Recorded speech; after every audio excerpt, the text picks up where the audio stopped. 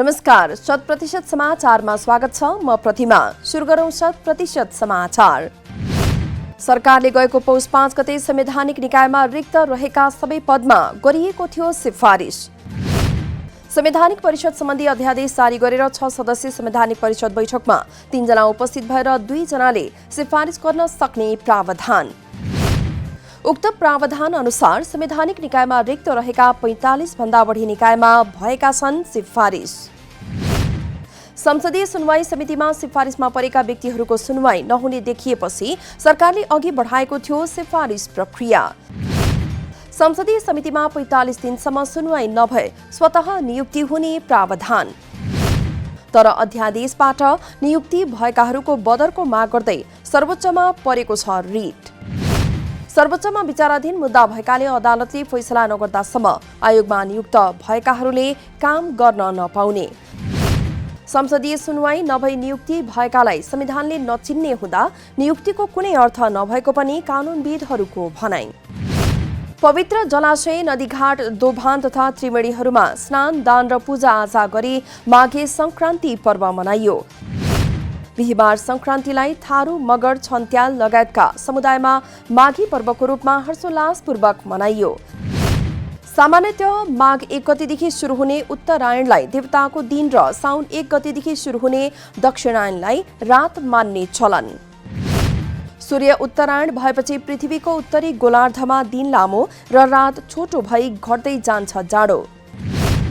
माघे संक्रान्तिका दिनदेखि सूर्य मकर रेखामा सर्ने हुँदा यस संक्रान्तिलाई मकर संक्रान्ति पनि भन्ने चलन। माघे जाडोबाट बस्नका लागि यस दिन घिउ, चाकु, तिलको लड्डु, सक्खरखण्ड, तरुल उखु खानुका साथै जिउमा तेल लगाउने परम्परा।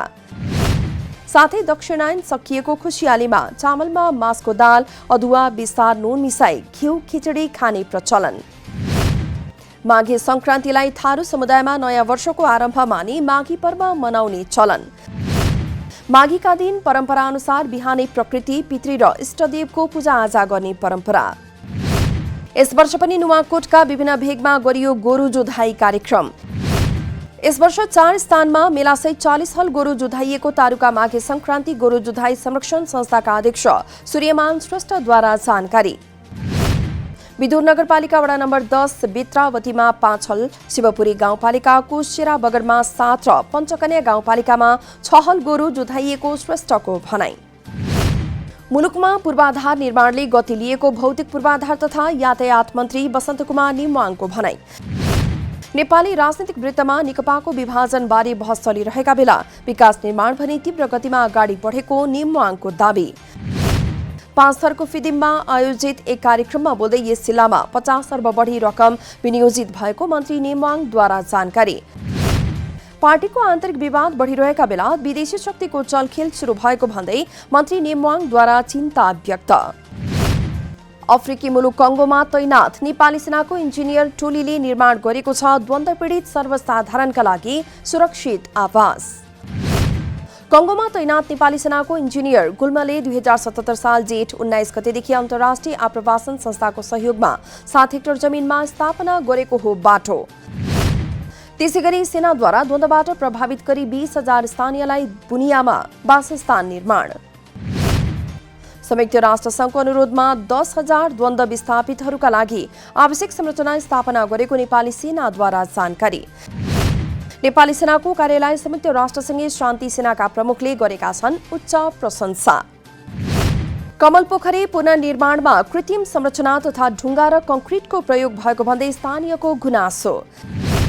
स्थानीयको जनगुनासो आएसँगै स्थानीय संघको छलफलमै कमलपोखरीको संरचना बनाउन लागि काठमाडौँ महानगरपालिकाको भनाइ। कमलपोखरीको पुनर्निर्माण भइरहेको अवस्थामा पोखरीको ऐतिहासिक तथा पुरातात्विक महत्त्वलाई बाँच्दै ढुङ्गा तथा सिमेन्टको प्रयोग गरिएको भन्दै बढेको हो जनगुनासो। छठ पूजा गर्न मण्डप निर्माण गर्ने केही ढुङ्गा र सिमेन्ट प्रयोग गर्नु परेको, अन्यथा ढुङ्गा सिमेन्टको प्रयोग नभएको काठमाडौँ महानगरपालिकाको स्पष्टोक्ति।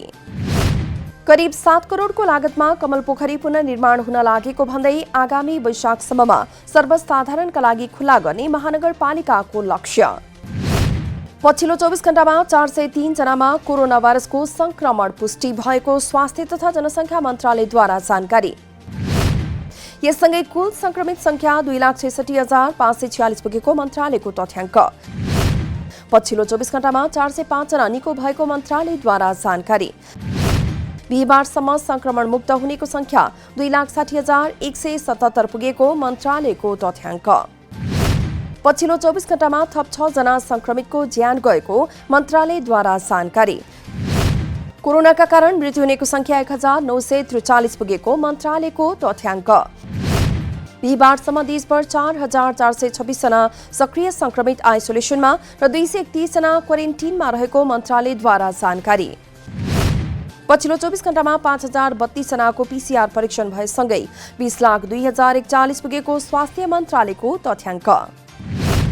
रोजगारविहीन भएर सडकमा भौतारिरहेका व्यक्तिहरूलाई हाम्रो टिम नेपालद्वारा खानेकुरा वितरण।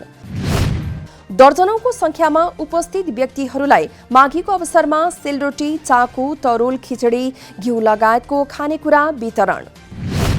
हुने खानेले मात्रै होइन नहुनेका लागि पनि चाड मनाउनको निम्ति रोजगारी गुमेकाहरूलाई सहयोग गरेको हाम्रो टिम नेपालका अध्यक्ष विमल पन्तको भनाई। रोजगारी नपाएको तथा दैनिक जीवनयापनमा समेत अप्ठ्यारो परिस्थिति आएको भन्दै आफूहरू खानेकुरा वितरण गरेको ठाउँमा आएको सहभागीहरूको भनाई। मनाङको नासोङ गाउँपालिका 8 ताचैको जंगलमा लागेको डढेलो अझै नियन्त्रणमा आउन नसकेको गाउँपालिकाद्वारा जानकारी। गत मङ्सिर 11 गतेबाट अन्नपूर्ण संरक्षण क्षेत्रको जंगलमा लागेको डढेलोको दायरा फराकिलो हुँदै गएपछि नियन्त्रणमा समस्या। मनाङको नार्सो गाउँपालिका 8 मर्स्याङदी नदीपारी अन्नपूर्ण संरक्षण क्षेत्र आयोजना भित्र पर्ने ताचेको मानव बस्ती रहित जंगलमा लागेको हो डढेलो। डढेलो नियन्त्रणमा लिन सेना, प्रहरी, सशस्त्र प्रहरी र स्थानीय बासिन्दा सक्रिय। लमजुङको खोला सोथार गाउँपालिकामा पर्ने भुजेको पहिरोबाट वर्षौंदेखि स्थानीयहरू जोखिम मोल्दै। खोला सोथार गाउँपालिका 7 भुजेमा करिब 2 दशक अघिदेखि पहिरो बग्दै आए पनि हुन सकेको छैन उचित व्यवस्थापन। प्रत्येक वर्ष बर्खाको समयमा निरन्तर बगिरहने पहिरोबाट स्थानीय दिनरात त्रासमा बाँच्दै। पहिरोले एक सामुदायिक विद्यालय सहित केही घर र खेतीयोग्य जमिन बगाइसकेको स्थानीयको भनाई। अहिले सिङ्गो गाउँ नै जोखिममा परे पनि सरकारवालाहरूले ध्यान नदिएको समेत स्थानीयको गुनासो। पहिरोको जोखिम बढ्दै गएपछि पहिरो निरीक्षण गरी सरकारी विज्ञ टोलीले दिएको थियो गाउँ नै स्थानान्तरण गर्नुपर्ने सुझाव। पहिरोले च्याप्न थालेपछि स्थानीय विस्थापित हुने अवस्थामा पुगे पनि सरकारले उचित पहल नगरिदिँदा जोखिममा परेका स्थानीयको भनाई। पहिरो नियन्त्रणका लागि पुनर्निर्माण प्राधिकरण मार्फत हाल 18 घर विस्थापनको तयारीमा। केही वर्ष अघि तत्कालीन भौतिक तथा शहरी विकास मन्त्रालयको नेतृत्वमा विज्ञ टोलीले पनि गरेको थियो भुजे पहिरोको अध्ययन। भारी हिमपातपछि नाम्खा गाउँपालिकाको वडा नम्बर 6 को हिमाली पारीको गाउँ लिमी 5 महिनाका लागि बन्द। लिमी प्रवेश गर्ने नेपाल चीन दुवैवटा नाका 5 महिनाका लागि बन्द गरिएको गाउँपालिकाद्वारा जानकारी। बन्द नाका आगामी 2078 सालको जेठ महिनामा मात्रै खुल्ने जनप्रतिनिधिको भनाई। नेपाल टेलिकमको भिजस्याट टेलिफोन सेवा हिमपातका कारण बन्द हुँदा लिमी सञ्चार सम्पर्कबाट समेत विच्छेद। सडक बन्द भएपछि बिरामी तथा अत्यावश्यक कामका लागि हेलिकप्टर बाहेकको विकल्प नभएको स्थानीयको भनाई। भारी हिमपातका कारण लिमी र हिल्सा नाका बन्द भएपछि चीनको ताक्लाकोटबाट आउने दैनिक उपभोग्य सामान नेपाल र चीनको सिमाना लाप्चा नाकामै रोकिए। धान रोपाईको समयमा मलको अभाव हुन नदिन अहिलेदेखि नै तयारी थालेको कृषि तथा पशुपक्षी विकास मन्त्रालयद्वारा जानकारी। प्रत्येक वर्ष धान रोपाईको समयमा मलको अभाव हुने गरेकोमा यसपालिदेखि त्यस्तो हुन नदिने गरी मन्त्रालयको तयारी। यसपटक मलको अभाव हुन नदिन 20,000 मेट्रिक टन युरिया मल ल्याउने बोलपत्र आह्वान भइसकेको मन्त्रालयद्वारा जानकारी। बांग्लादेशबाट पनि फागुनको पहिलो हप्ता 50,000 मेट्रिक टन मल आइपुग्ने मन्त्रालयको भनाई। अहिले 61,000 मेट्रिक टन मल मौजात रहेको र 70,000 मेट्रिक टन मल आउने क्रममा रहेको मन्त्रालयद्वारा जानकारी। मूल्य वृद्धि। दैनिक उपभोग्य वस्तुको मूल्य बढेकोमा हरेक घरका गृहिणी एवं अभिभावकहरू चिन्तित। महिना अगाडिको भन्दा करिब 1 लिटर खाने तेलको 60 रुपैयाँ बढी मूल्य तिर्न उपभोक्ताहरू बाध्य। बजारमा सबै दैनिक उपभोग्य वस्तुको मूल्य अत्यधिक बढेको उपभोक्ताहरूको गुनासो।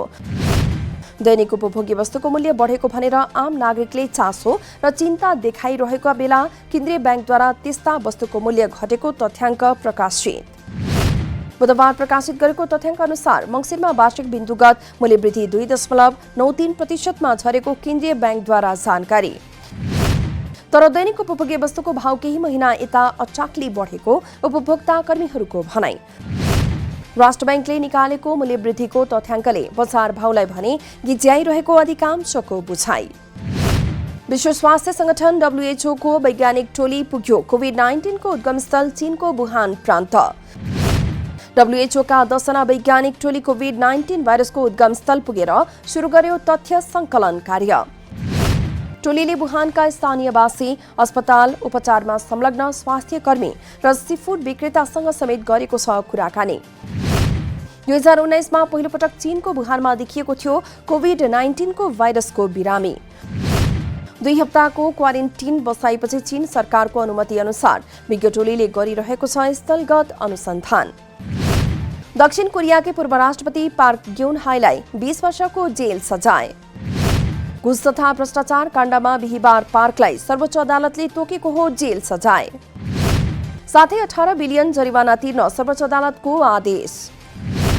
कोरियाली स्वतन्त्रताका सैन्य कमान्डर समेत रहनुभएका चोङ हीकी छोरी ग्युनले विभिन्न विदेशी कम्पनीहरूबाट करोडौं डलर घुस लिएको भन्दै केही वर्ष अघि नै परेको थियो मुद्दा। 2013 देखि 16 को बीचमा स्यामसङ सहित कम्पनीबाट उनले घुस लिएको पुष्टि।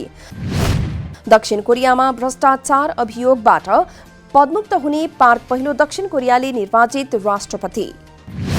भ्रष्टाचार अभियोग लागेपछि 2017 को मार्च 31 देखि नै कारागारमा रहँदै आएकी हुन् 68 वर्षीय ग्युन। यद्यपि आफूले गल्ती नगरेको ग्युनको दाबी। नेपाल क्रिकेट संघ क्यानको आयोजनामा हुन लागेको प्रधानमन्त्री कप पुरुष 1 दिवसीय क्रिकेट प्रतियोगिताको सम्पूर्ण तयारी पूरा। प्रतियोगिताको सम्पूर्ण तयारी पूरा भएको क्यानका अध्यक्ष चतुरबहादुर चन्दद्वारा जानकारी। कोरोना भाइरसका कारण केही समय धकेलिएको प्रतियोगिता कीर्तिपुर स्थित टियु मैदान र मूलपानी क्रिकेट मैदानमा आयोजना हुने क्यानद्वारा जानकारी। माघ 2 गतेदेखि माघ 17 गतेसम्म चल्ने प्रतियोगितामा 7 प्रदेश र 3 विभागीय टिम गरी कुल 10 टोलीको रहेको छ सहभागिता। नेपाल ओपन अन्तर्राष्ट्रिय भर्चुअल पुम्से high speed kick taekwondo championship माघ दोस्रो साता काठमाडौँमा हुने। प्रतियोगितामा विश्वका 29 देशबाट 1300 भन्दा बढी खेलाडी सहभागी हुने आयोजकद्वारा जानकारी। हाई स्पिड किक च्याम्पियनशिप प्रतियोगिता नेपालमै पहिलो पटक हुन लागेको आयोजकको भनाई। कोरोना भाइरसको महामारीका कारण घरैमा बस्न बाध्य भएका खेलाडीलाई लक्षित गरेर प्रतियोगिता भर्चुअल रूपमा गर्न लागि आयोजकको भनाई। प्रतियोगितामा पुम्सेतर्फ 60 र हाई स्पिड किकमा 30 गरी जम्मा 90 इभेन्टमा प्रतिस्पर्धा हुने आयोजकद्वारा जानकारी। 3 देशका विभिन्न हिंसा पीडित तथा शरणार्थी खेलाडीलाई निशुल्क प्रवेश गराइने आयोजकको भनाई। 100% समाचार अहिलेलाई यति नै। नमस्कार।